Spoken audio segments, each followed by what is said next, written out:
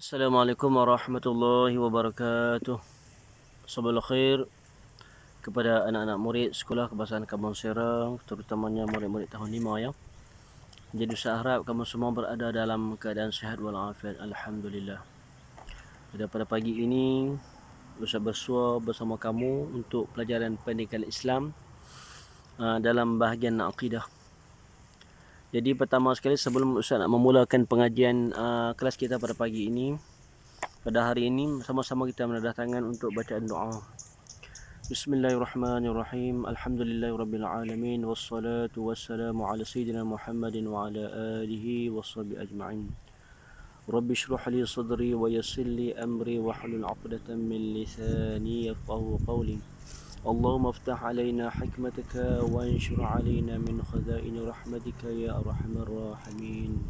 Wassallallahu ala sayyidina Muhammadin wa ala alihi washabihi ajma'in walhamdulillahirabbil alamin. Amin, amin ya Allah ya Rabbal Alamin. Alhamdulillah. Baik. Sama-sama kamu sedia dengan di tangan kamu dah tengok buku teks pendidikan Islam tahun 5 dalam bahagian akidah. Bahagian akidah pada muka surat 55 ya.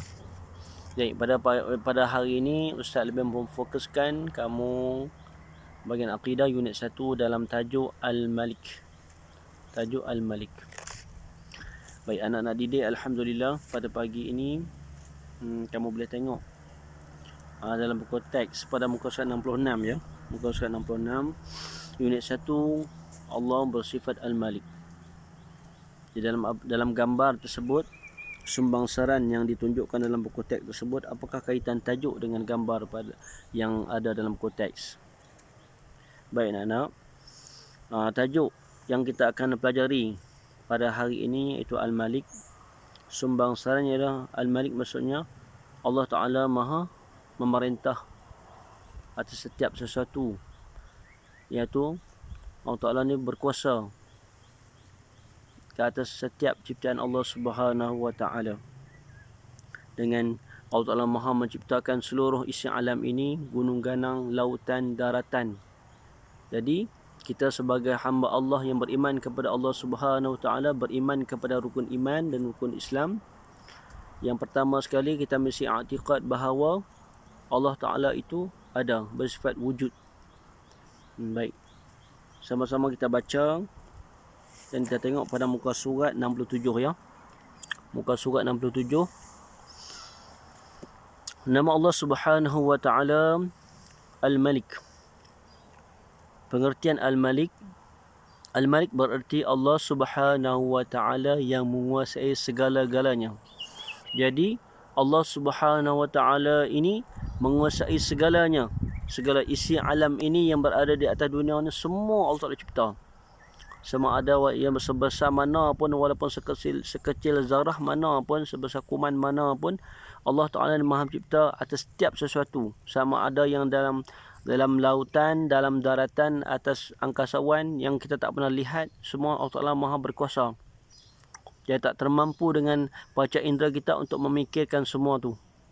Jadi Allah Subhanahu Wa Ta'ala ni menguasai atas segala makhluk yang telah diciptakan oleh Allah Subhanahu Wa Ta'ala.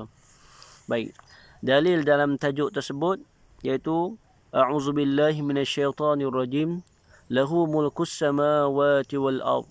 Yuhyi wa yumiit wa huwa ala kulli syai'in qadir. Dalam surah Al-Hadid. Yang bermaksud dialah, yakni Allah Subhanahu Wa Ta'ala yang memiliki kuasa pemerintahan sama ada di langit ataupun di bumi. Dia menghidupkan dan mematikan makhluk-makhluk yang Allah Ta'ala cipta, sama ada manusia ataupun haiwan, dan dialah yang maha berkuasa atas setiap sesuatu. Jadi kita sebagai hamba Allah telah diciptakan sebaik-baik kejadian, dan kita dilahirkan di atas muka bumi ini, dan suatu hari nanti kita akan dimatikan oleh Allah Subhanahu Wa Ta'ala dan kita dimasukkan ke satu alam, iaitu namakan alam barzakh.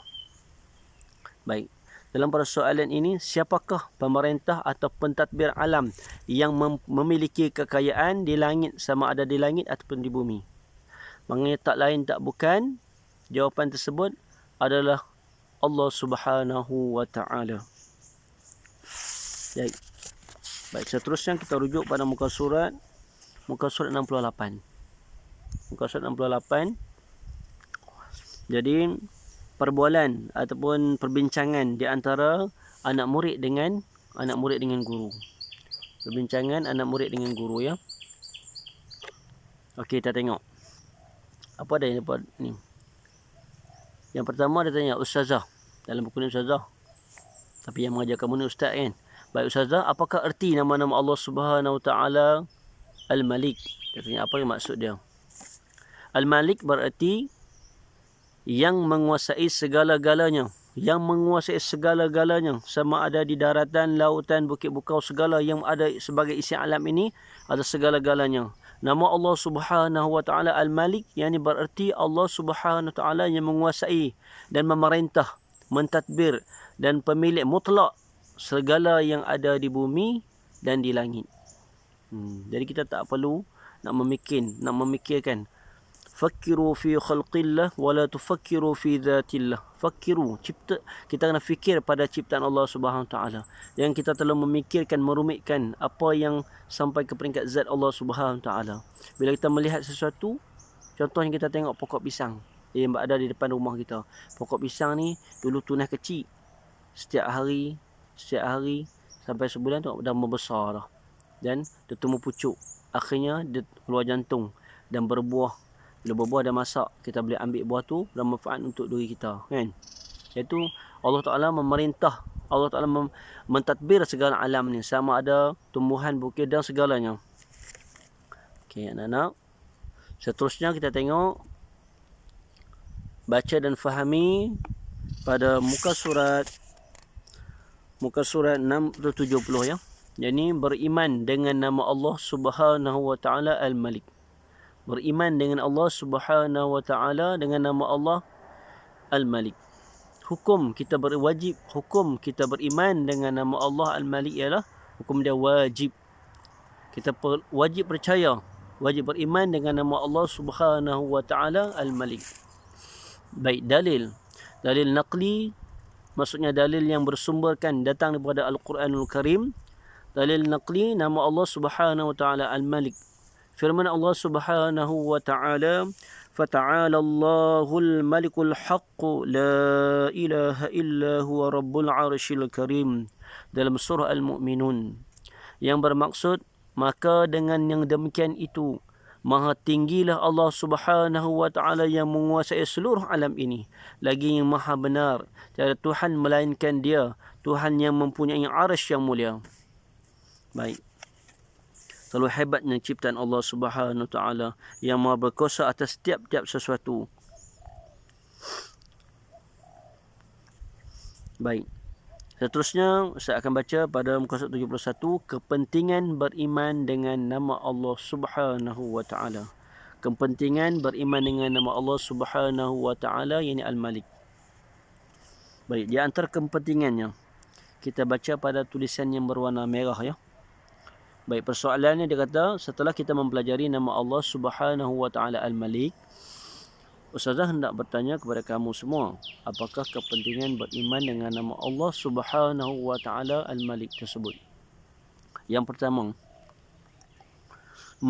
menyadarkan kita bahawa kita hanyalah makhluk Allah Subhanahu Wa Taala yang lemah.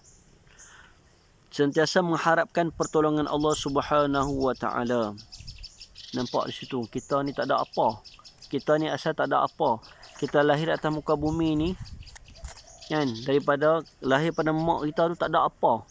Jadi kita duduk atas dunia ni sebagai hamba Allah. Janganlah kita terlalu angkuh, janganlah kita bangga diri, kita rasa kita hebat dan kita mengakui diri kita bahawa kita adalah hamba Allah dan kita percaya bahawa adanya Allah dan kita melaksanakan apa yang Allah Ta'ala perintahkan kepada kita, sepertinya solat, berpuasa, mengeluarkan zakat.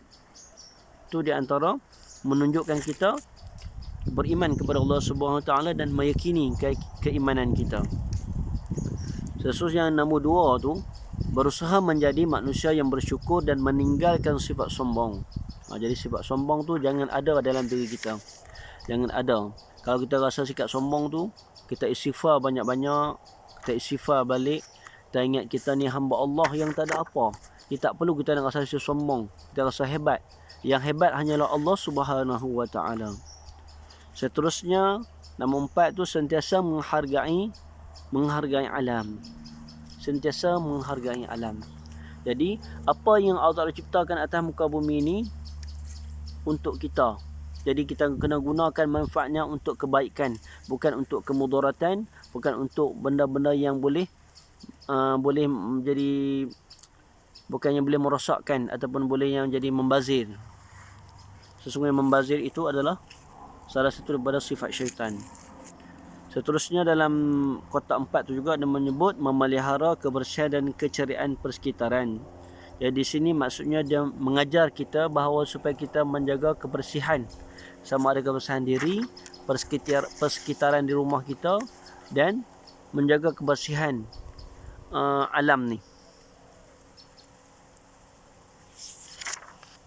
Baik. Jadi kesimpulan di sini sebagai penutup, meyakinilah bahawa Allah Subhanahu Taala ni memerintah sebagai pentadbir dalam surah, kalau kita baca dalam surah Al-Mulk. Surah Al-Mulk tu Al-Malik, ada kaitan dengan Al-Malik.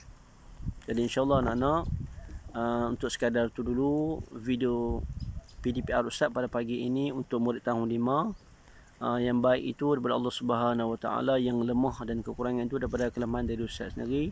Dan insya-Allah Ustaz harap kamu semua dapat bolehlah kita kongsi-kongsi ilmu. Ustaz sekadar membaca dan kamu boleh merujuk balik, membaca balik buku ni, dan Ustaz akan bagi lembaran kerja seterusnya lepas ini melalui WhatsApp ya. Baik, Assalamualaikum warahmatullahi wabarakatuh.